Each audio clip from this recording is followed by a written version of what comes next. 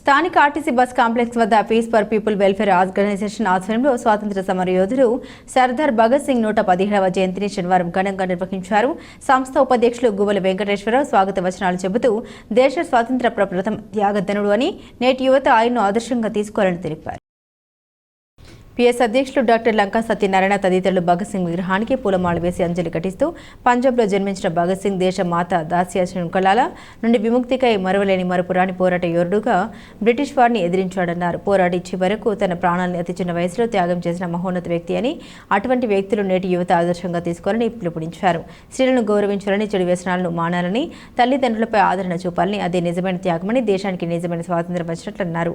నరవ గోపాలకృష్ణ మాట్లాడుతూ తనదైన శైలిలో దేశ స్వాతంత్ర్య పోరాటంలో ముఖ్యమైన వ్యక్తి భగత్ సింగ్ అని కొనియాడారు. ఈ కార్యక్రమంలో పిఎస్ కార్యదర్శి దేవతా సుధాకర్, ఉపాధ్యక్షులు చొల్లగాలి వెంకటరామరాజు, కోశాధికారి సిరికి నాయుడు, కడియల భద్రారావు, పమ్మిడిపల్లి కోటేశ్వరరావు, తంగేటి దుర్గా ప్రసాద్, వైసూరిబాబు, కేఎల్ఎన్ రెడ్డి, ఆచంట అనిల్ కుమార్ తదితరులు పాల్గొన్నారు. ఈ సందర్భంగా స్వీట్స్ పంపిణీ చేశారు.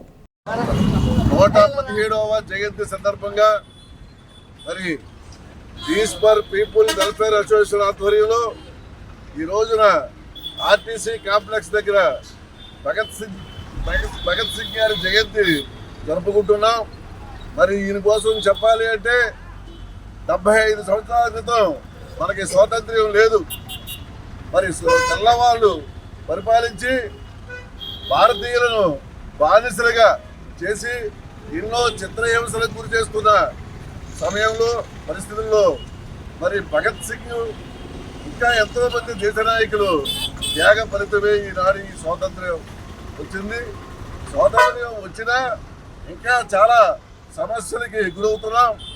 కనుక ఆయన్ని ఆదర్శంగా తీసుకొని ఏర్పడుతున్న సమస్యల మీద మనం ఆ ఆదర్శవంతమైన పోరాటాన్ని మనం కూడా చేసి తీరాలని కోరుతున్నాం. మహావీరుడు, స్వతంత్ర పోరాట యోధుడు, ఇవాళ స్వేచ్ఛావాయులు పీలుస్తున్నామంటే అటువంటి మహానాయకుల యొక్క ప్రాణత్యాగాలే ఇవాళ దేశాన్ని స్వాతంత్రం తీసుకొచ్చాయి. మరి ఇవాళ సర్దార్ భగత్ సింగ్ గారి 117వ జయంతి.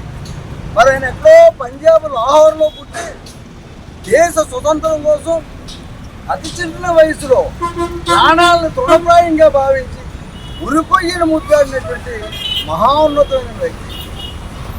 మరి కోర్టులో ఒక బాంబు నష్టం కలిగించిన బాంబు వేసి బ్రిటిష్ వాళ్ళ అసెంబ్లీ జరుగుతుండగా కావాలని పట్టుబడి తన వాదనను కోర్టులో వినిపించి భారతదేశ యువకుల్లో ఉత్తేజం కలిగించి ప్రాణాల సైతం ఒట్టినా దేశానికి స్వతంత్రం ముఖ్యం, ఎవడో స్వతంత్రం మన స్వతంత్రం మనమే తెచ్చుకోవాలని కాంక్షతో చేసినటువంటి వ్యక్తి